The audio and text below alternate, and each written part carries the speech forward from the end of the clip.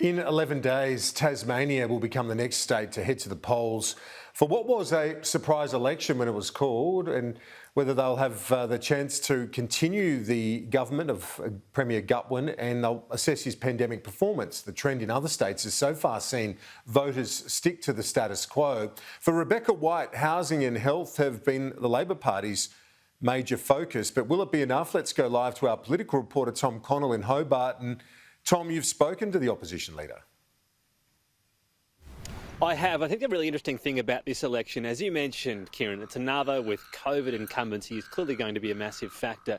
The challenge for Labor here is, can they turn minds to the future? Beyond COVID, the health threat right now in Tasmania feels like it's nil, frankly. They don't even have a compulsory check-in app.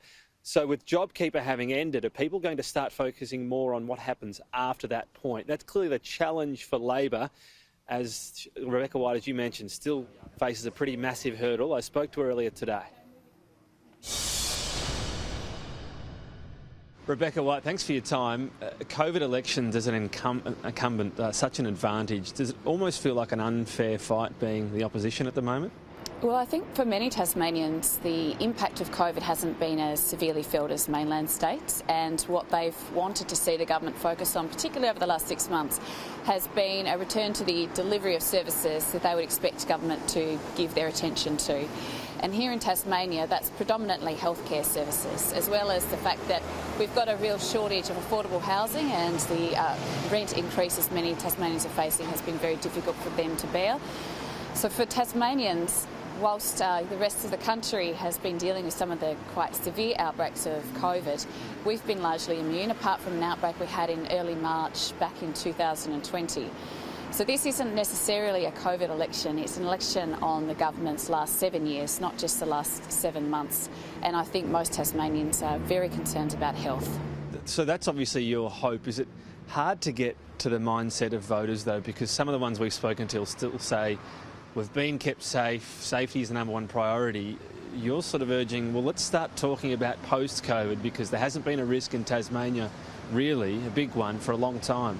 There's no doubt that Tasmanians want to feel safe, and we are very fortunate to be an island off an island, and we've been able to use that to our advantage, effectively pulling up the drawbridge on the moat, which is Bass Strait. But we also do need to focus on the future, and whilst we've seen a reasonably good response to the health crisis, it's the economic impacts that are still being felt and the social impacts which are still being felt that need a comprehensive response from government. And we're not seeing that leadership from the Liberal Party. They haven't got a plan to provide job opportunities for Tasmanians. They haven't got a plan to invest in TAFE training. They haven't got a plan to restore health services. These are the things that Tasmanians are raising with us. They want to know that their children can have a good future in this state. They want to know they can get a good job and that they can get a good roof over their head and access the healthcare that they need. These are the things that the government has neglected, which are now proving to be the big issues of this campaign. So, and even if you go to sort of smaller ones within this theme of sort of getting on with it, AgFest, capped at 10,000, a lot of people saying, why can't we get to 15,000?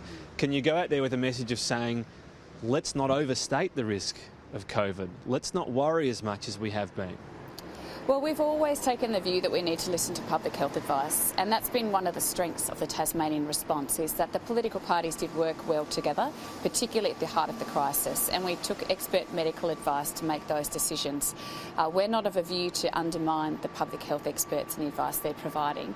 But I do respect the fact that there are some in our community, especially our business community, who are still restricted by the 1 in 2 square metre rule, or events like AgFest where they feel the caps on gatherings is restrictive, who feel that perhaps it's time to review those matters. We've asked repeatedly to have access to public health so we can seek the same advice the government's receiving, and it's been refused. We're outside Royal Hobart Hospital. You've had a big health focus. The biggest dollar spend in terms of commitment actually came from the Liberal Party for Launceston General Hospital. Are you in danger of sort of being out Trump there? That's a 10-year pledge, but it's $560 million, I think, from memory. The thing about health is it's not about bricks and mortar and buildings. It's actually about people and staff. They've chronically underinvested in the staff that are necessary to provide healthcare to Tasmanians. They've done that over a 7-year period now. We've got a situation in Tasmania where we have 400 fewer nurses than what we need to keep the roster staff.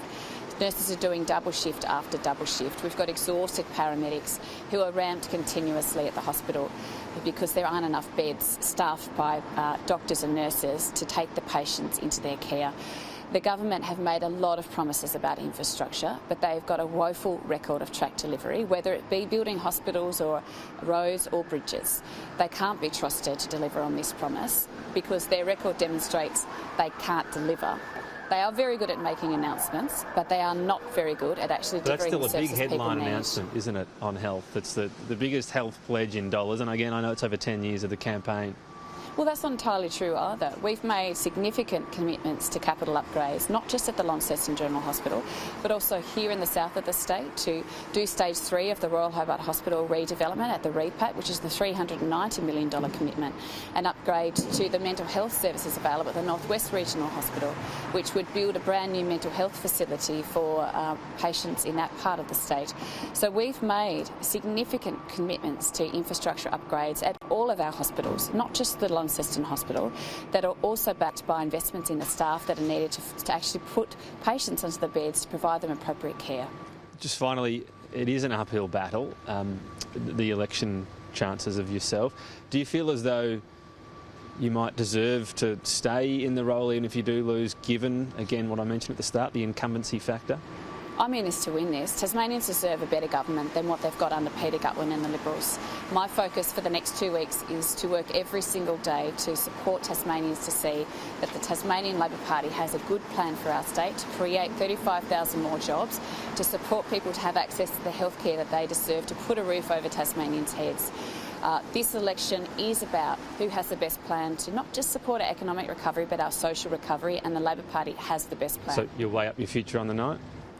My focus is on winning this election, winning a majority Labor government to actually improve people's lives here in Tasmania. It's quite a chilly day. We'll end it there and appreciate your time today, Rebecca White. Thank you.